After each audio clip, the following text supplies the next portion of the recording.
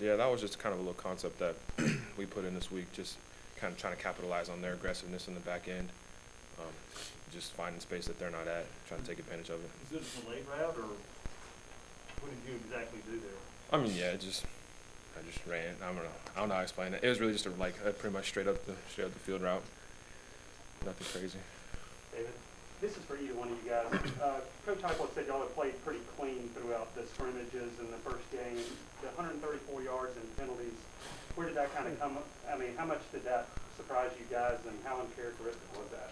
Honestly, given like how many mistakes that we had last week, like which was low, but this week, which was like very high. I didn't even know it was that many yards.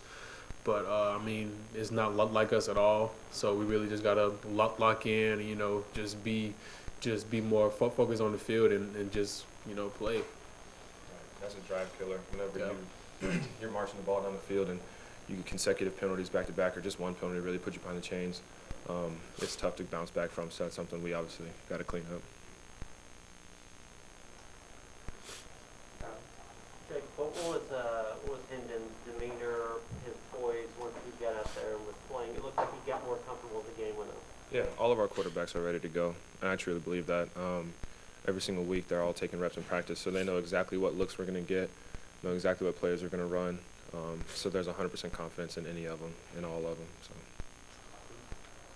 You guys are both experienced. You've seen, losses before. Does this one feel different, though? I mean, knowing kind of what was left out there with the overthrows in the first half and, that type of thing?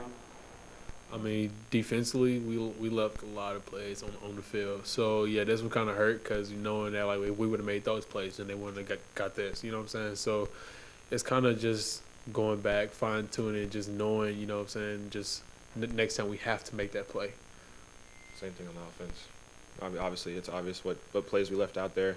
There's a lot of things that y'all don't see that happens, not just quarterbacks overthrowing people or people dropping the ball. There's a lot of stuff in the interior, on the outsides that people don't see, that people are making mistakes, and so we just got to clean that up and play better. How surprising is that to you guys? Is that something that can be fixed easily? Did it shock you at all? It's just details. Yeah, just small details, man. That's it.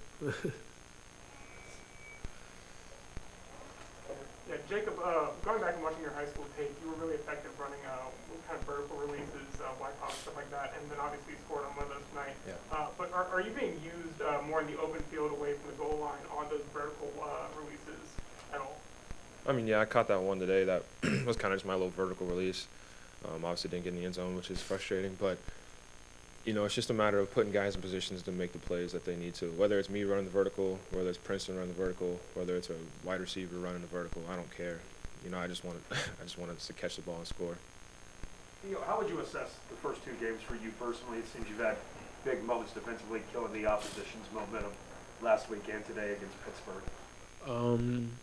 I would say this week I was like, well, I really didn't do anything differently this week. But, I mean, I feel like this week my technique wasn't where I wanted it to be. So I feel like going forward is going to be picked up. You do that kick six return. Honestly, at first they told me, stand on a 10. And then as soon as I figured out we were going to field goal, I just backed up. And then, just playing. It wasn't really. What did you see? You broke a tackle, but what did you see? And just talk a little bit about that journey. I mean, I made a cut, and then as soon as I broke the tackle, I seen, nothing but green on the other side. And, knowing field goal, there's nothing but, like, bigger guys on the field. So as long as I can, make one or two miss, then, they can't really catch me. What was your reaction when you saw the play? I mean, I was out there playing. I just caught it and went. And then as soon as I seen the flag, yeah, that was heartbreaking. That was heartbreaking. Coach Heupel talked about the ability to finish in a game. How frustrating is it to have the two opportunities the offense was presented with late and not being able to finish? I mean, that's kind of just like what we were talking about earlier. That there was something you could have done about it. If there was nothing we could have done about it, then, a loss is a loss. But when there's things that you personally and just as a team make a mistake that can cost the team the game, like, it never comes down to, like, one play. You know what I mean? It's not like just the last play or just whatever happened at the end. That's not what lost us the game.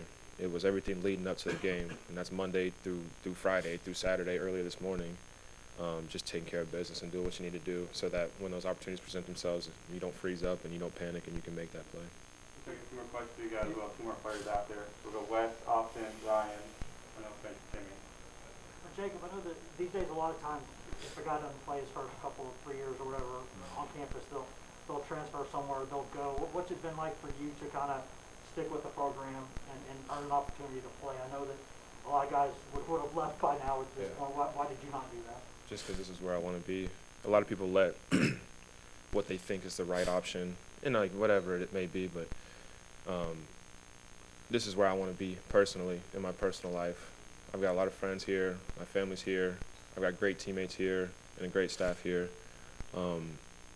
So to me, just to see it through and just kind of to stay the path, it's not a really big deal. I knew my time would come eventually. I want to piggyback that. Knowing, kind of both you guys have been patient. You look at some of the younger guys that, at a point in the season that maybe, they're not accustomed to watching from the sidelines because they're coming from playing a lot in high school, and use your stories as a chance to kind of calm them down and, tell them to be patient.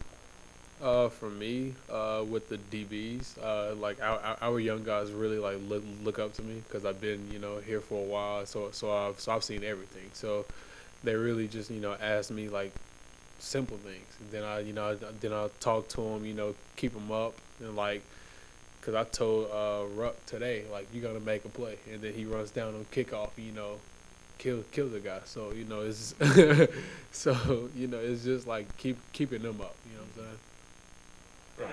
I mean, that's the same thing.